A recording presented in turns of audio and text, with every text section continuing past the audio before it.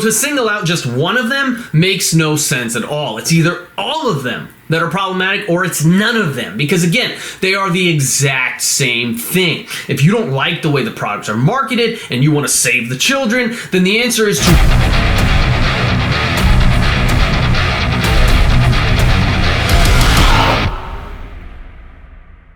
What's up, guys? Enkiri here, and an interesting story started popping up in my feed this past week or so regarding the ultra popular YouTubers Logan Paul and KSI and their relatively new energy drink called Prime. Now, I will say, I've never actually consumed Prime myself, but I am a big fan of energy drinks. You know, I like my caffeine, typically in the form of coffee, but energy drinks and the occasional scoop of pre-workout are a little guilty pleasure of mine that I reserve as a way of re-energizing myself for my workouts after a long, boring day of writing training programs for you guys. So when this story popped up, it piqued my interest because when something smells like a witch hunt, no matter how douchey that the witch we're hunting may be, it just rubs me the wrong fucking way, man. And here you have a United States senator asking for the FDA to investigate this one particular product. So it must be some kind of crazy, dangerous concoction, right? Big, scary assertions like the drink contains a cauldron of caffeine and one can has as much caffeine as 6 bottles of Coke or 2 cans of Red Bull, and it poses a serious health concern due to its eye-popping caffeine content. So after reading all that, the first thing I did was grab my pitchfork and some feathers, and then while the tar was heating up, I decided to look up the label of this energy drink for myself to really get my anger towards these mischievous young gentlemen roused up to the next level. And what I saw was quite underwhelming. Carbonated water, coconut water, sucralose and HK, which are very commonly used artificial sweeteners, some stabilizers and preservatives, natural flavors, whatever that means, but we've already collectively decided that that's fine, some amino acids, some B vitamins, and glucuronic acid. And finally, 200 milligrams of caffeine per 12-ounce can, which is roughly 16.5 milligrams per ounce of liquid. Okay, so what's the problem then? They're claiming that it's some absurd amount of caffeine and it's being marketed to teens on social media with flavors reminiscent of candy that make them just absolutely have to have it because they have no self-control, right? I say this sarcastically as I, a 35-year-old fully grown adult, drink a can of cotton candy flavored Bang energy drink, which actually has 300 milligrams of caffeine in the whole can, substantially more than that Prime energy drink.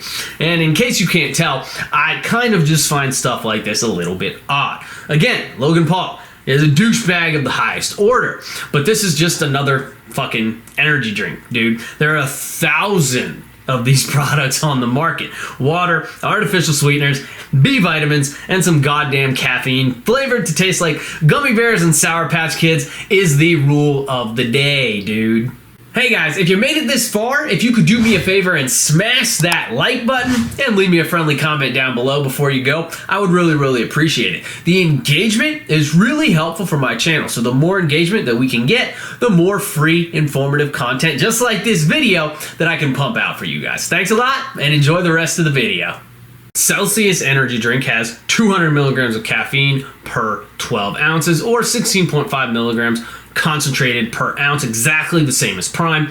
Ghost energy drink has 200 milligrams of caffeine per 16 ounces of can, or approximately 12 milligrams per ounce, but it comes in sweet freaking flavors like blue raspberry Sour Patch Kids, which is just a massive W that you can't put a price tag to. Bang energy drink, my personal favorite, and for this very reason, contains 300 milligrams of caffeine per 16 ounce can, or roughly 19 milligrams per ounce. It also comes in superb flavors like fucking cotton candy, the one I drank today, rainbow unicorn, which I would lovingly refer to as unicorn jizz, blue raspberry, cherry lemonade, and even purple haze. And on a per ounce basis, this is the most highly concentrated caffeinated energy drink that I am aware of.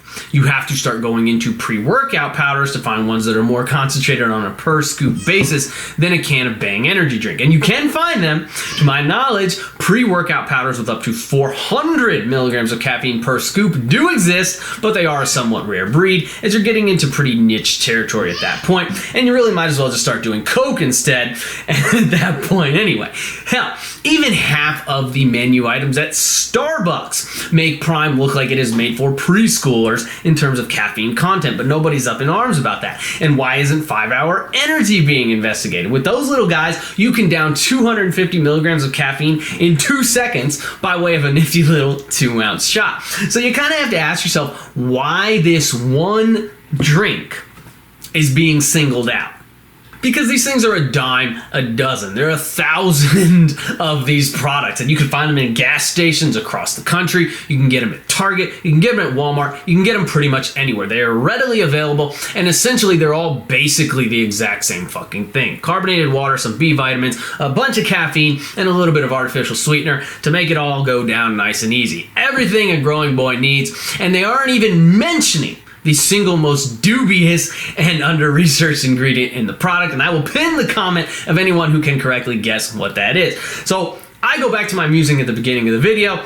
It just feels kind of like a witch hunt, right? It feels as though there's an ulterior motive here that is causing this particular product to be scapegoated, and I don't know why. Why are you comparing it to the caffeine content of Coke, though?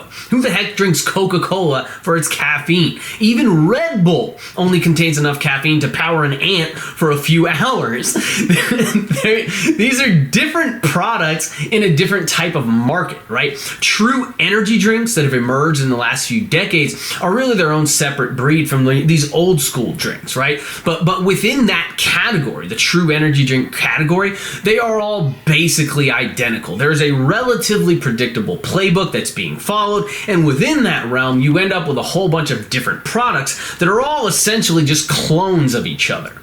So to single out just one of them makes no sense at all. It's either all of them that are problematic or it's none of them, because again, they are the exact same thing. If you don't like the way the products are marketed and you want to save the children, then the answer is to make it so that no one under the age of 18 can purchase a drink that contains more than whatever arbitrary amount of caffeine per ounce that you decide.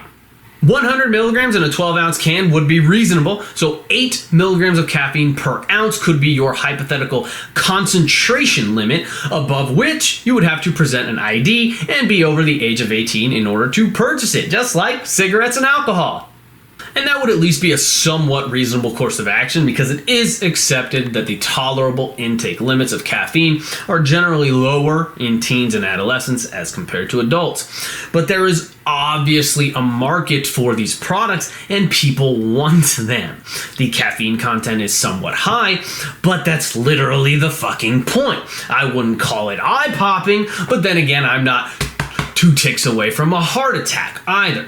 Should we also ban coffee consumption? You know, caffeine exists, dude, and adults should be allowed to consume it how they want. None of these products exceed the safe limit for daily consumption in a single can, which seems to be a consensus of 400 milligrams per day. And as long as you're not being irresponsible or idiotic about your consumption of them, you know, being an informed consumer, which is something everyone should be, then there are not likely to be any problems. But if we're being honest, any legislation at all on something like this is a prime example of wasted tax dollars at work. We should be educating people on risks and benefits and encouraging them to learn how to do their own effective research on things and then actually do it, rather than banning every single little thing that scares people. Who remembers Four Loko? That sweet little concoction of caffeine and alcohol that took college campuses by storm a little over a decade ago. They basically got bullied by the FDA into killing their own product by taking the caffeine out of it. Not that you can't just as easily drink caffeine and alcohol together if that's the thing you were trying to do anyway, but the spirit of Four Loko had been killed, and as such, the product basically vanished from popularity immediately after that. But that's dumb. Are these energy drinks worth the money? No, of course not. Caffeine in and of itself is cheap as hell. Artificial sweeteners cheap as hell. B vitamins are cheap as hell. And these energy drinks are really expensive. Are they healthy?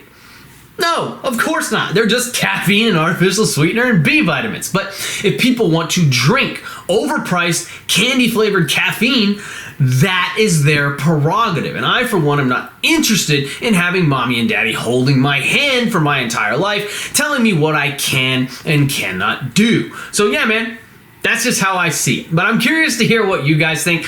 Are these energy drinks dangerous? Should they be banned? Is Logan Paul such an enormous douchebag that only his product should be banned and the other thousands of brands that already exist should be allowed to continue on with business as usual? Should Starbucks be forced to stop selling coffee to people under the age of 18? Let me know what you guys think in the comments down below. Remember to smash the like button before you go, share the video, subscribe to my channel, and check out EnkiriEliteFitness.com for online coaching and kick-ass training programs. Keep training hard, and I will catch you guys next time.